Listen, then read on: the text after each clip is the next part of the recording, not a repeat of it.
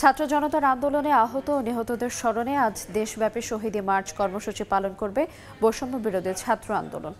বরিশালে চলছে নানা প্রস্তুতি। এই মুহূর্তে বরিশাল ব্রজমোহন কলেজে আছেন সহকর্মী অপূর্ব অপু। যাচ্ছি তার কাছে।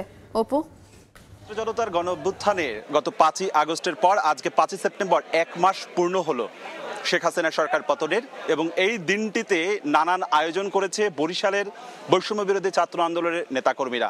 এই মুহূর্তে আমি আছি বরিশালের বিএম কলেজে, ব্রজমোহন কলেজের 0 পয়েন্টে রয়েছে। এখানে কিছুক্ষণ আগে আমরা দেখেছি যে অমৃতলাল কলেজ থেকে একটি মিছিল নিয়ে এই ক্যাম্পাসে এসেছে, এবং এখানে এসে এখানকার যারা ছাত্র বৈষম্য বিরোধী আন্দোলনের নেতাকর্মীরা রয়েছে তাদের সাথে একীভূত হয়ে তারা একটু বাদে এখান থেকে কর্মসূচি শুরু করবেন। ঠিক এই মুহূর্তে দেখছেন যে বিভিন্ন পর্যায়ের নেতাকর্মীরা, ছাত্র প্রতিনিধিরা তারা এখানে রয়েছেন, এবং তারা আসলে এক ধরনের তাদের মধ্যে উচ্ছ্বাস রয়েছে। এখানকার আমরা কথা বলেছি বিভিন্ন পর্যায়ের ছাত্র প্রতিনিধিদের সাথে, তারা বলছেন তাদের ভিতরে এক ধরনের যেমনি আনন্দ রয়েছে, উচ্ছ্বাস রয়েছে। এই দিনটিতে তারা একটি স্বৈরাচার, তারা বলছেন তারা একটি স্বৈরাচার সরকারকে পতন করেছে। ছাত্র জনতার উভয়ের আন্দোলনের প্রেক্ষাপটে যেমনি আনন্দ রয়েছে তেমনি তাদের ভিতরে কষ্টও রয়েছে, কেননা তারা বলছেন যে হাজারো মানুষের প্রাণের বিনিময়ে, রক্তের বিনিময়ে নতুন একটি বাংলাদেশ তারা বিনির্মাণ করতে সক্ষম হয়েছে। তাতে কারো জীবন গিয়েছে, কেউ পঙ্গুত্ব বরণ করেছে, কেউ চোখ হারিয়েছে। ঠিক এই মুহূর্তে 0 পয়েন্টে এক যুবক এসেছে, তার একটি চোখ নষ্ট হয়ে গিয়েছে, এবং তারা এখানে এসেছেন। তারাও কিন্তু কথা বলছেন বিভিন্ন মানুষের সাথে।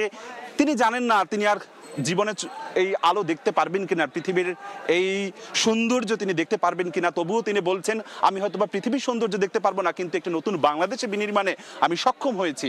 ঠিক এই মুহূর্তে এখানে বৈষম্য বিরোধী ছাত্র আন্দোলনের বিএম কলেজ, অমৃতলাল কলেজ, বিভিন্ন শিক্ষা প্রতিষ্ঠানেরই কিন্তু আসলে দেখছি যে এখানে এসে জড়ো হয়েছেন। তারা একটি মিছিল বের করবার কথা আমাদেরকে জানিয়েছেন। নির্ধারিত সময় ছিল 11টায়, যদিও বা এখন 11:30 বাজে। তারা আসলে সবাই জড়ো হয়েছেন। তারা এখানটাতে কিছুক্ষণ বাদে কর্মসূচি নেবেন। যেটি বলছিলাম যে তারা বলছেন যে তারা একটি নতুন বাংলাদেশ বিনির্মাণ করতে চায়, যেখানে কোনো ধরনের কোনো বৈষম্য থাকবে না। অন্তত বরিশালের যারা ছাত্র প্রতিনিধি রয়েছেন তারা বলছেন কোনো ধরনের কোনো বৈষম্য থাকবে না, সুখী সমৃদ্ধ একটি বাংলাদেশ বিনির্মাণ করবে। আজকের এই আয়োজন থেকে তারা সেই বার্তাটি দিয়েছে।